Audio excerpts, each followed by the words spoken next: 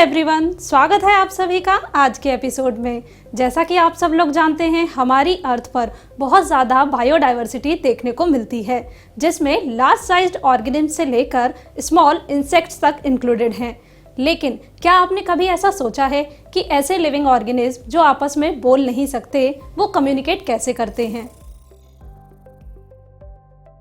तो आज हम जानने वाले हैं how some living organism can communicate with one another without even talking. चलिए इस चीज को हम एक छोटे से एग्जाम्पल से समझते हैं। आपने आंट्स को तो देखा ही होगा, आंट्स कैसे एक के पीछे एक लाइन लगाकर चलती हैं। इसके अलावा हो सकता है आपने कभी कभी डॉग्स को या कैट्स को आपस में फाइट करते हुए देखा होगा। वो अपने एरिया के लिए फाइट करते हैं। क्या आपने कभी ऐसा सोचा है कि वो ऐसा क्यों करते हैं? वो अपना एरिया कैसे डिसाइड कर सकते हैं? यस, आज हम इसी टॉपिक को डिस्कस करने वाले हैं। कुछ लिविंग ऑर्गेनिज्म जो कि बोल नहीं सकते, वो आपस में कम्युनिकेट करने के लिए कुछ केमिकल कंपाउंड्स को रिलीज आउट करते हैं। इन केमिकल कंपाउंड्स को कहा जाता है फेरोमोन। अब आपके मन में आ रहा होगा कि फेरोमोन्स क्या होते हैं, तो चलिए इसकी हम डेफिनेशन को भी देख लेते हैं।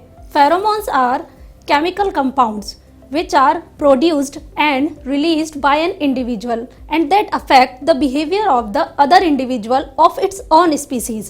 यानी कि अगर हम फेरोमोन की बात करें तो ये एक ऐसे केमिकल कंपाउंड्स होते हैं जो किसी भी इंडिविजुअल के थ्रू रिलीज आउट किए जाते हैं, और ये केमिकल कंपाउंड्स उसी स्पीसीज के अदर इंडिविजुअल के बिहेवियर को अफेक्ट करते हैं।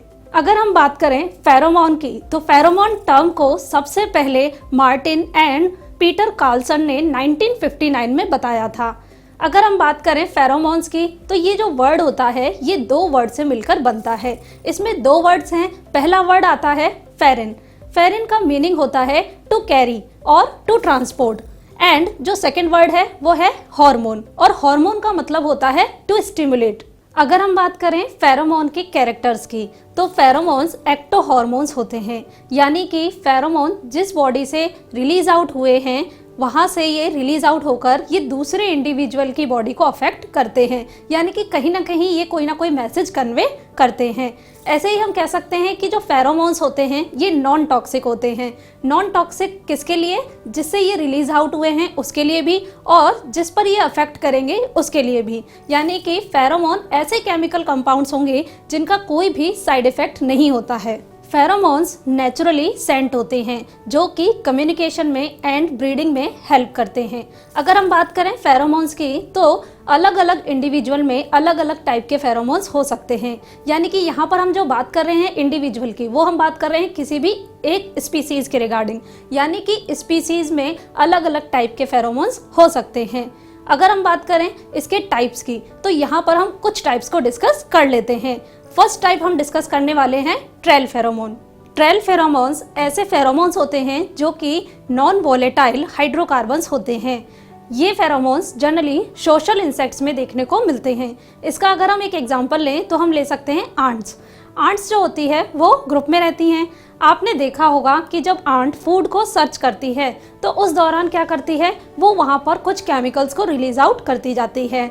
इन दैट केस क्या होगा कि उसके थ्रू एक पाथवे फॉर्म कर दिया जाता है, और जो दूसरी आंट्स होती हैं वो उसी पाथवे को फॉलो करते हुए अपने फूड की सर्च में जाती हैं। तो इससे क्या हुआ कि जो अदर आंट्स थे उनको एक मैसेज गया, उनको एक गाइडलाइन मिली और जिसको उन्होंने फॉलो किया। तो ऐसे करके क्या हुआ, उन दोनों के बीच में कम्युनिकेशन हो जाता है। यानी कि पूरी जो कम्युनिटी है उस गाइडलाइन को फॉलो कर सकती है। नेक्स्ट फेरोमोन है एग्रीगेशन फेरोमोन। एग्रीगेशन फेरोमोन के नाम पर फोकस कीजिए, आपको समझ आ जाएगा। यानी कि ये एग्रीगेशन के लिए ज़रूरी होता है। यहाँ पर क्या होता है कि कॉलोनी के अंदर कोई भी एक इंडिविजुअल के थ्रू एग्रीगेशन फेरोमोन रिलीज किया जाता है, और उसके थ्रू वहाँ पर किसी भी एक प्लेस पर कलेक्ट होने का मैसेज दिया जाता है। For example ball weevil. ऐसा फेरोमोन जनरली कब यूज किया जाता है? जब प्रेडेटर का अटैक होता है कॉलोनी के ऊपर। यानी कि हम कह सकते हैं कि एडवर्स कंडीशन आने पर या कोई भी उनके लिए कोई फंक्शन परफॉर्म करने के लिए जब एग्रीगेशन जरूरी होगा, उस दौरान ये फेरोमोन रिलीज किया जाएगा। हमारा नेक्स्ट फेरोमोन है टेरिटोरियल फेरोमोन। अगर हम बात करें टेरिटोरियल फेरोमोन्स की, तो ये फेरोमोन्स जनरली कैट्स या डॉग्स के थ्रू रिलीज आउट किया जाता है। डॉग्स जब यूरिनेट करते हैं तो उस दौरान वो एक फेरोमोन रिलीज करते हैं और उस फेरोमोन के थ्रू वो अपनी टेरिटरी को डिसाइड करते हैं, यानी कि इससे मैसेज जाता है कि ये जो एरिया है ये ऑलरेडी ऑक्यूपाई किया जा चुका है। इन दैट केस कोई दूसरा डॉग उस एरिया में नहीं आता है। नेक्स्ट फेरोमोन है एपिडैक्टिक फेरोमोन। अगर हम बात करें इस फेरोमोन की तो ये फेरोमोन टेरिटोरियल फेरोमोन से थोड़ा सा डिफरेंट होता है। ये फेरोमोन फीमेल्स के थ्रू रिलीज आउट किया जाता है जब वो एग लेइंग करती है तब, यानी कि क्या होता है जब फीमेल्स अपने एग्स को किसी प्लेस पर क्लच करती है तो उस दौरान वो एपिडैक्टिक फेरोमोन रिलीज आउट करती है। इस फेरोमोन से दूसरी फीमेल्स को मैसेज चला जाता है कि ऑलरेडी इस प्लेस पर एग्स को क्लच किया जा चुका है। इन दैट केस दूसरी फीमेल किसी और एरिया को वहां पर सर्च करती है। ये तो बात हुई टाइप्स ऑफ फेरोमोन्स की, बट अगर हम बात करें ह्यूमन बॉडी के रिगार्डिंग फेरोमोन्स के रोल्स की तो अभी तक साइंटिस्ट ने ये देखा है कि ह्यूमन रिप्रोडक्टिव सिस्टम के रिगार्डिंग कुछ फेरोमोन्स वर्कआउट कर सकते हैं, बट ऐसा कोई भी स्ट्रांगली प्रूफ नहीं मिला है कि फेरोमोन्स का रोल ह्यूमन बॉडी में बहुत ज़्यादा हो। अगर हम बात करें फेरोमोन्स के यूज़ की तो फेरोमोन को यूज़ किया जाता है इंटीग्रेटेड पेस्ट मैनेजमेंट में। यस, आप बहुत अच्छे से जानते हैं कि इंडिया में एग्रीकल्चर बहुत ज़्यादा किया जाता है। इन दैट केस क्या होता है, जो इंसेक्ट्स होते हैं वो डैमेज कर देते हैं क्रॉप को। ऐसे में जो इंसेक्ट्स होते हैं उनको मैनेज करने के लिए इंटीग्रेटेड पेस्ट मैनेजमेंट काम में लिया जाता है। यहाँ पर क्या होते हैं, अलग अलग स्टेप्स फॉलो किए जा सकते हैं जिसमें फेरोमोन्स का बहुत ज़्यादा यूज़ किया जाता है।